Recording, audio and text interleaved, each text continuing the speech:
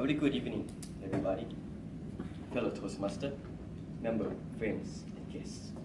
My name is Sakxay, and today we're going to talk about the feeling of stomach, the butterfly that you can feel in your stomach, the feeling of taking risk, the feeling of two souls merging, and some people even say it's the feeling of finding out the purpose of life.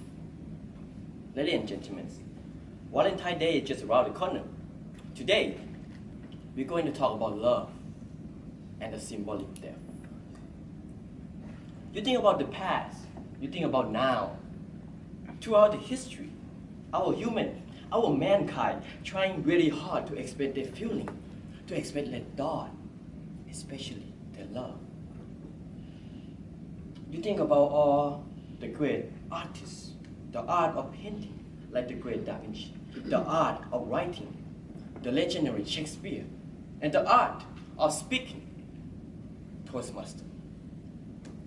And as a psychology student, I believe that love is the answers. Love is the reason behind every single thing that we do in our life, every single decisions that we do in our daily life.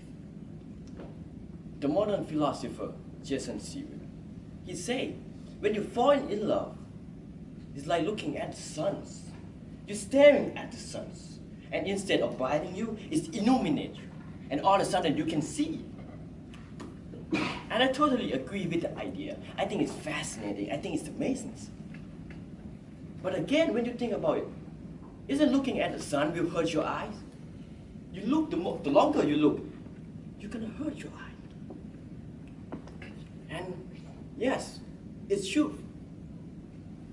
When you think about the fact that sometimes when we love someone, when we feel love, we also feel sad at the same time.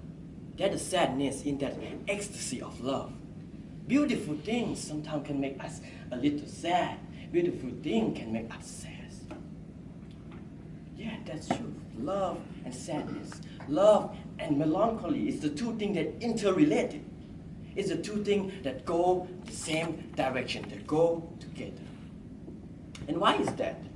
You have to ask yourself, isn't I just say that how beautiful love is? It's amazing, it is. But the reasons we feel sadness, when we feel love, is because we are afraid of letting go. We are afraid of that symbolic death. What is symbolic death? Well, symbolic death is a form of love loss. When you lose someone you love.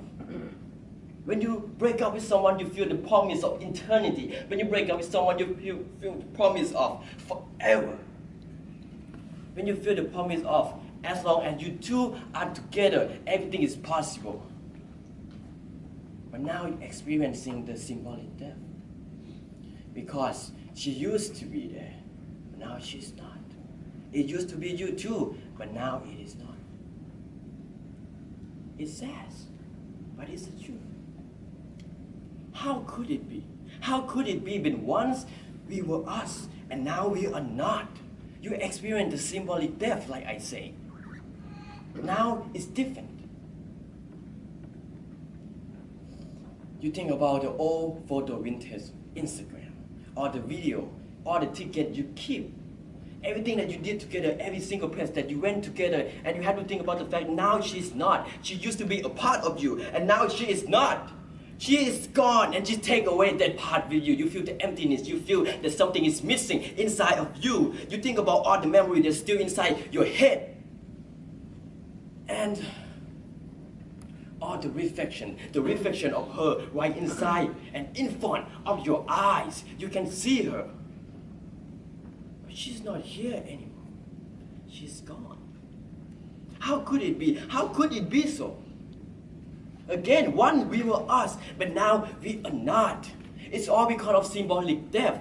Some people even say symbolic death is even worse than the actual immortality, the actual death. Some people prefer to die by themselves, to die, instead of lose someone they love. And that is the truth. When you have to think about everything that you do in your life,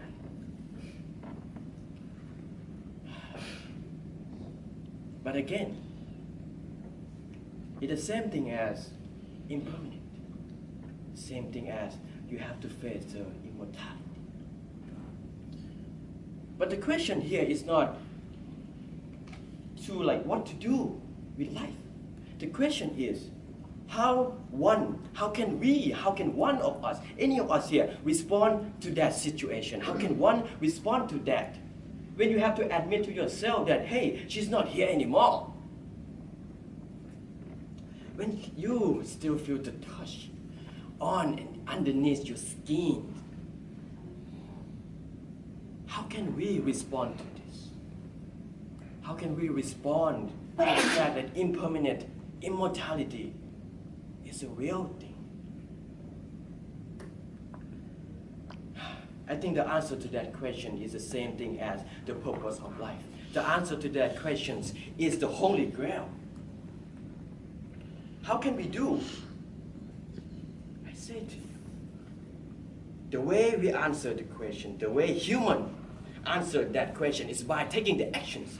We're going to love each other harder.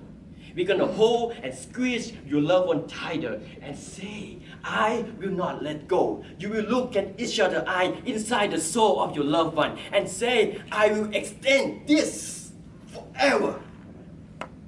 Or at least I'm going to try. Ladies and gentlemen, please do this with me. Put your right hand on your left chest and feel your heartbeat. Listen to me closely.